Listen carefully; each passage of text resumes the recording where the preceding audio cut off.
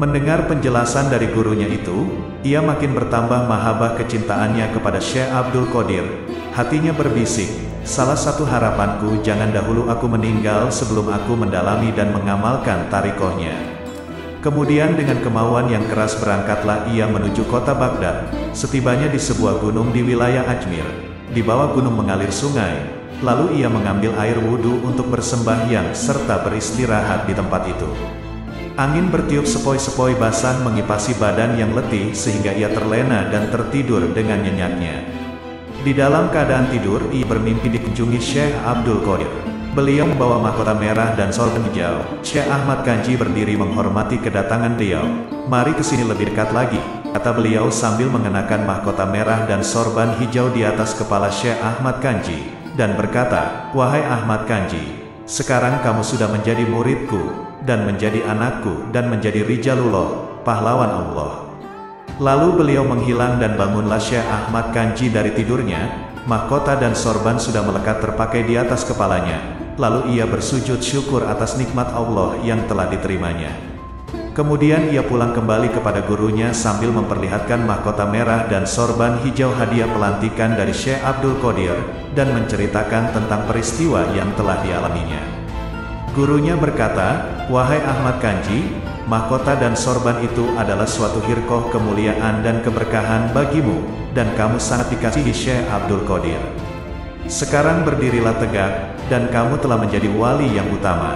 Dengan mengharap keberkahannya, Syekh Abi Ishaq Maghribi memakai mahkota dan sorban itu di kepalanya, lalu diserahkan kembali kepada Syekh Ahmad Kanji. Manqobah ke-36, Syekh Ahmad Kanji menjunjung kayu bakar di atas kepalanya. Syekh Ahmad Kanji pekerjaannya adalah mencari kayu bakar untuk memasak roti bagi fakir-fakir. Setelah mengenakan mahkota dari Syekh Abdul Qadir, gurunya berkata, "Sekarang engkau tidak layak mencari kayu bakar, sebab kepalamu telah dimahkotai dengan mahkota yang mulia." Lalu Syekh Ahmad Kanji memohon izin dari gurunya untuk mencari kayu bakar. Ujar gurunya, "Ya, kalau kamu ngotot, silakan saja." Ia pun berangkat ke gunung mengumpulkan kayu bakar dan diikat. Waktu akan diangkat ke kepalanya, kayu bakar itu melayang di atas kepala Syekh Ahmad Kanji kira-kira sehasta dari kepalanya. Lantas Syekh Ahmad Kanji pulang kepada gurunya. Ikatan kayu bakar terus melayang mengikuti Syekh Ahmad. Setibanya di tempat gurunya yaitu Syekh Abi Ishaq Maghribi, gurunya berkata, "Nah, Syekh Ahmad, tadi kataku bagaimana? Kepalamu tidak pantas dipakai membawa kayu bakar, sebab sudah ditempati mahkota dan sorban yang mulia. Sejak kini, sudahlah jangan mencari kayu bakar. Engkau oleh Sayyid Abdul Qadir sudah ditunjukkan dalam pangkat Rijalullah." Manqobah ke-37, berkat doa Syekh Abdul Qadir seorang perempuan mempunyai 7 anak laki-laki.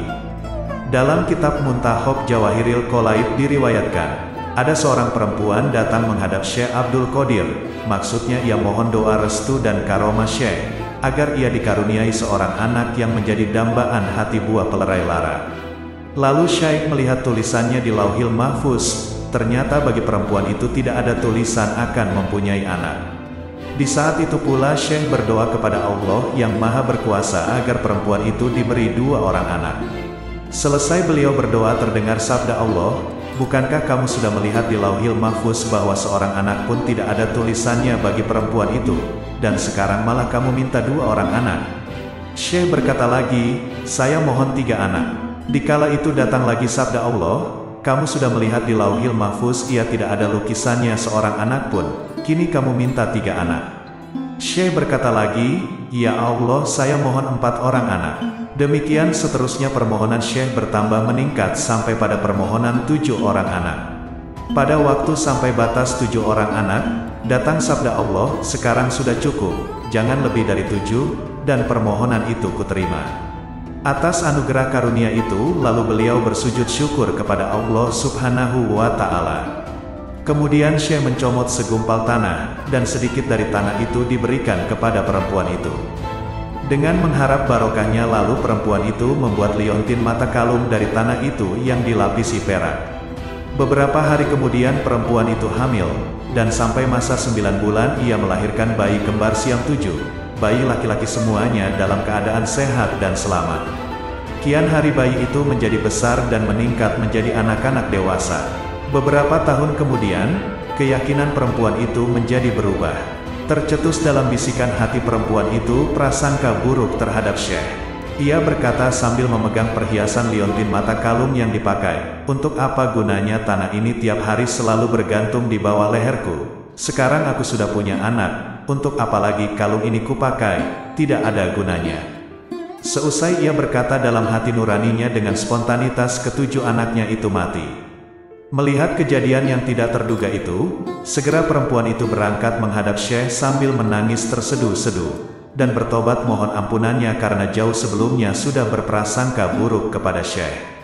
Menerima pengaduan dan keluhan itu, Syekh berkata, "Sekarang juga kamu cepat pulang, dan apa yang menjadi niat dan harapanmu itu akan diterima juga nanti." Setibanya di rumah dengan penuh cemas, ternyata anaknya yang sudah mati, semuanya hidup kembali. Manqobah ke-38, Syekh Abdul Qadir menyelamatkan muridnya dari siksaan malaikat Munkar wa Nakir. Diriwayatkan, Syekh Abdul Qadir mempunyai murid yang bodoh dan buta agama. Namun ia menaruh cinta, rindu, kepada gurunya yaitu Syekh Abdul Qadir. Pada waktu ia mati ditanya di alam kubur oleh malaikat Munkar Nakir, "Apa agamamu? Siapa Tuhanmu dan siapa nabimu?" Si mayat menjawab, "Saya tidak tahu. Yang saya ketahui hanya guruku Syekh Abdul Qadir, beliaulah yang sangat kucintai."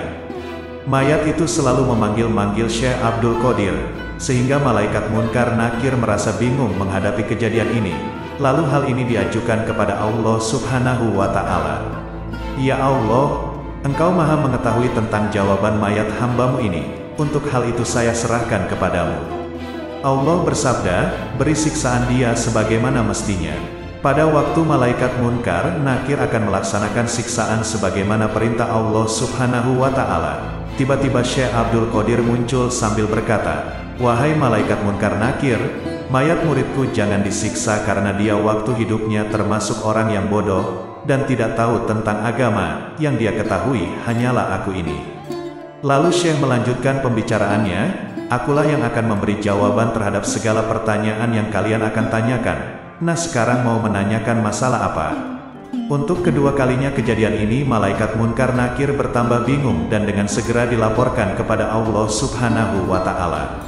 Allah bersabda sebagaimana tadi, "Siksa dia sebagaimana mestinya."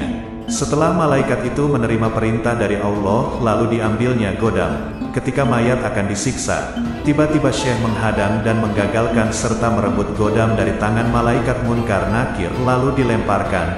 Beliau berkata, "Semuanya minggir." Demi panasnya kecintaanku yang membara dalam batinku kepada Allah, siapapun juga tidak ada yang menandingiku. Ingat, kalau mayat muridku disiksa, surga dan neraka semuanya akan kubakar. Artinya dalam surga tidak akan senang dan di neraka tidak akan susah. Ketika itu datang sabda Allah, "Sekarang kuampuni dosa mayat orang itu. Jangan kamu siksa, disebabkan karena kekasihku Abdul Qadir. Aku menanggung rindu padanya, dan lebarkan pula kubur mayat orang itu."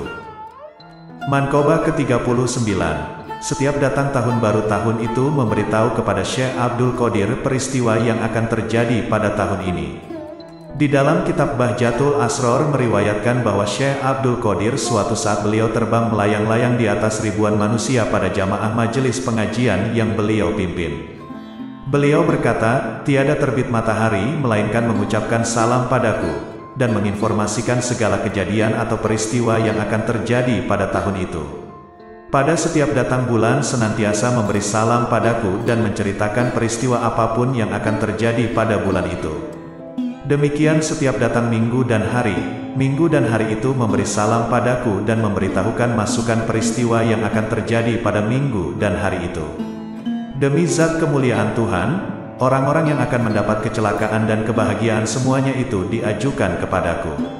Pandangan mataku ada di Lauhil Mahfuz, dan aku tenggelam dalam lautan ilmunya Allah dan dalam lautan musyahadahnya. Akulah yang menjadi hujah Allah bagimu. Akulah yang menjadi pengganti dan penerus Rasulullah Sallallahu Alaihi Wasallam. Akulah yang menjadi pewarisnya di bumi. Manusia ada gurunya, malaikat ada gurunya, demikian pula jin ada gurunya, dan aku adalah guru semuanya.